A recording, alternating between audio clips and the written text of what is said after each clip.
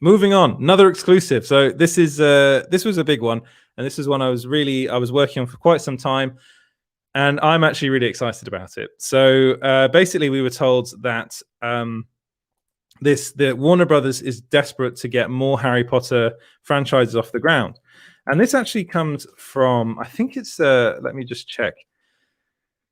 So it comes from one of our sources, but actually it stems from Jason Kilar. So he's the CEO of WarnerMedia, and he was talking to Morgan Stanley Technology and Media Telecommunications Conference. So a very boring conference, one of those boring conferences they do all the time. But he actually revealed a bit too much. He said, there's this little thing called Harry Potter, which is one of the most beloved franchises, and we're incredibly thankful to be able to partner with J.K. Rowling. And I'd argue that there's a lot of fun and potential there as well. So he said this, and before he said this, it had already basically been revealed that they're doing a Harry Potter series, which is really cool. It's coming to HBO Max. That's going to be huge. But they're not just doing a series; they're also doing more films. So this was which isn't surprising. It's been a while now since we had our last genuine Harry Potter film. I think a lot of people are a bit fed up with those Fantastic Beasts movies, and I think Warner Brothers knows this. I was actually told that Warner Brothers is desperate to move away from that franchise. They had plans to make 7 films, I think, 7 Fantastic Beasts films.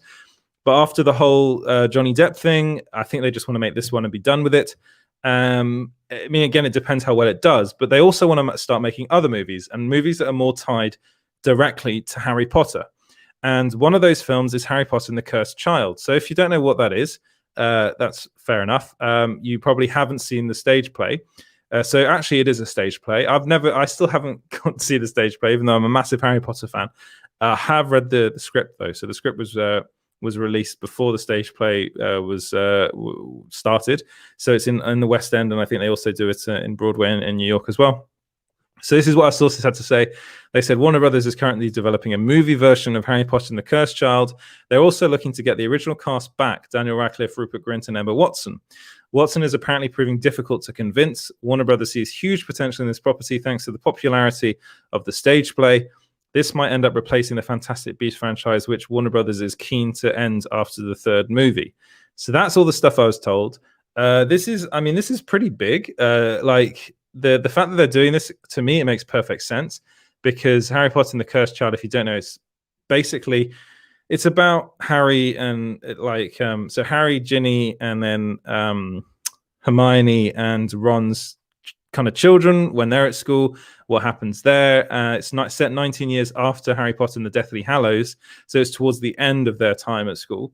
And it involves a lot of it's basically a time travel movie, time travel story. So if you think Harry Potter meets what's it called, forgetting the name now, Back to the Future, it's kind of a bit like that. It's really cool. I think it's a really, really cool story.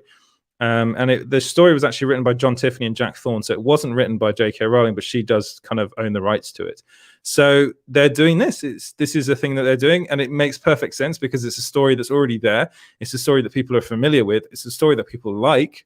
It's a really, really successful stage play. It would make a really good movie, but it would be one movie. The thing is, I think the pull for them is the ability to this would really if this were to be. The only way this would get made is if they basically are able to bring back the trio. So Daniel, Emma, and Rupert. So as I'm hearing that Daniel and Rupert all go for it, they're just pay us. It sounds like Emma Watson is the one that's proving difficult to convince, which kind of makes sense because it was reported that she's going to be leaving kind of the whole Hollywood life behind. Then her publicist said that's not true, but I'm hearing that actually it is true, that she just wants to take a break. And the thing is, this kind of needs to be done now. Yeah. They've got a couple more years left. They've got some time to age up, but it needs to be done pretty soon. Right, when Emma Watson is stepping back from acting, great job, Warner Brothers. It's not like they could recast her. No, they can't recast her. There's no way they could recast those roles, which is why they're basically desperate to get them back. Hello to Bridging the Geekdoms podcast. Great guys over there. And people are writing. So yeah, it's really it sounds like it's happening. It sounds like the linchpin for them is securing Emma Watson.